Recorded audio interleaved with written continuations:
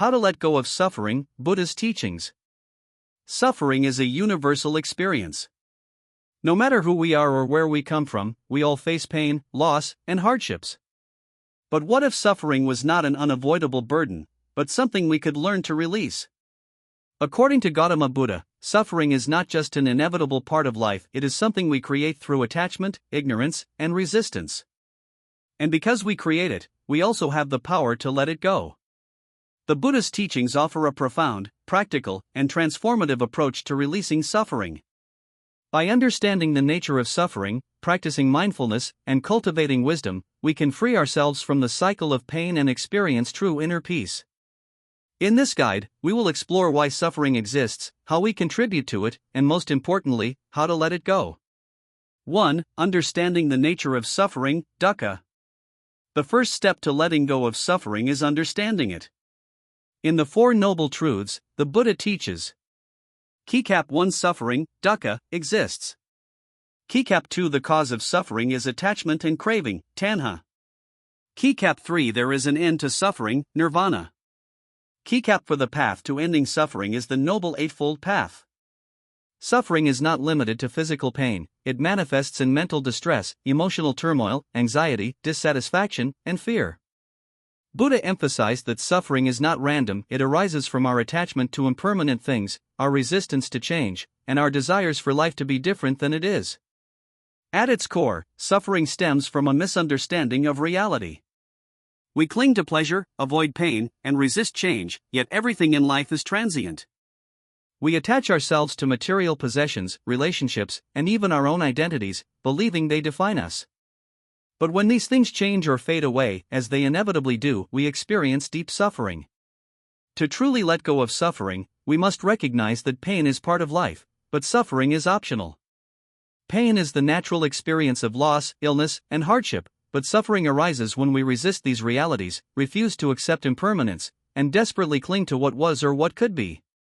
The key is awareness. When we see suffering as a result of our attachment, we can begin the process of release. Instead of denying pain or distracting ourselves with temporary pleasures, we must turn inward and deeply investigate our own desires, fears, and attachments. The 3 types of suffering. Buddha categorized suffering into 3 main forms.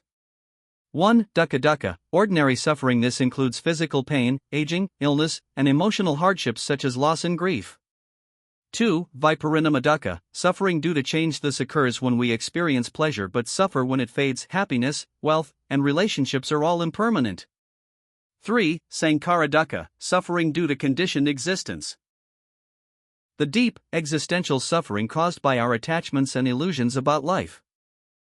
Breaking the cycle of suffering. The Buddha's wisdom teaches that we do not have to be trapped in suffering. The way out begins with heavy checkmark, recognizing suffering when it arises. Heavy checkmark, understanding its cause, attachment, craving, and aversion. Heavy checkmark, shifting our mindset to accept impermanence and let go. Heavy checkmark, practicing the Noble Eightfold Path to cultivate awareness and peace. By fully acknowledging suffering instead of avoiding or suppressing it, we take the first step toward liberation. When we stop fighting against the natural flow of life and begin to surrender to the present moment, we unlock the freedom that has always been within us. 2. Identifying the root causes of suffering. The Buddha taught that suffering arises from 3 fundamental poisons of the mind, also known as the 3 unwholesome roots, akusala mula.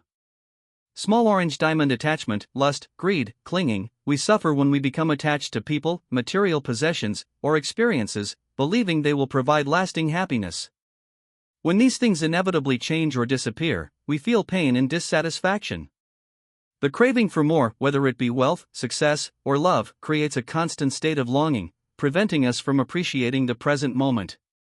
Small orange diamond, aversion, hatred, anger, resistance. We resist life's inevitable challenges, rejecting discomfort and unpleasant experiences. This resistance manifests as anger, resentment, frustration, and avoidance. Rather than facing suffering with acceptance and wisdom, we fight against it, which only deepens our distress. Small orange diamond, ignorance, delusion, misunderstanding. We suffer because we fail to see reality as it is. Ignorance clouds our judgment, causing us to believe that external things can bring permanent happiness. We chase illusions, unaware of life's impermanence, and remain trapped in cycles of suffering. How to recognize these poisons in your life? To overcome suffering, we must first recognize how these poisons influence our thoughts and behaviors. Heavy checkmark. Do you find yourself constantly seeking external validation or possessions, believing they will make you happy? This is attachment at work. Heavy checkmark. Do you struggle with anger, frustration, or an inability to accept hardships? This is aversion causing inner turmoil. Heavy checkmark. Do you resist change and cling to illusions about life, relationships, or yourself? This is ignorance clouding your perception. By developing self-awareness, we can begin to dissolve these root causes and shift toward a life of peace, clarity, and freedom. Practical steps to overcome these poisons. White heavy checkmark. Overcoming attachment. Practice gratitude and contentment, focus on what you have rather than what you lack. Develop non-attachment, enjoy life's experiences without clinging to them. Cultivate generosity, give freely without expecting anything in return. White heavy checkmark. Overcoming aversion. Accept discomfort as part of life, instead of resisting, learn from challenges. Accept discomfort as part of life, instead of resisting, learn from challenges. Develop compassion, shift your mindset from judgment to understanding. Practice equanimity, learn to remain calm in both pleasant and unpleasant situations. White heavy checkmark. Overcoming ignorance. Seek wisdom through self-inquiry, reflect on your thoughts and beliefs. Study the teachings of enlightened masters, gain clarity through knowledge. Meditate regularly, quiet the mind to see reality with greater clarity. Once we recognize these root causes in our own lives, we can begin to dissolve them through wisdom and practice. The more we cultivate mindfulness, acceptance, and understanding, the less control these poisons have over us. In time, we replace suffering with peace, freedom, and a deeper connection to life. 3. The art of letting go. Practical steps to release suffering. Practicing mindfulness, sati. Mindfulness is the key to awareness and liberation from suffering. When we observe our thoughts and emotions without attachment, we begin to break free from their control. Mindful breathing, meditation, and present moment awareness help us cultivate a state of peace and acceptance. White heavy checkmark techniques. Observe your emotions without judgment. Practice mindful breathing to calm the mind. Engage in daily meditation to develop clarity. Be accepting impermanence, anicca. Nothing in life is permanent. Our relationships, possessions, and even our own bodies are constantly changing. When we embrace impermanence, we stop clinging to what must inevitably change. White heavy checkmark. Reflection practice. Contemplate how everything in your life has changed over time. Recognize that resisting change only deepens suffering.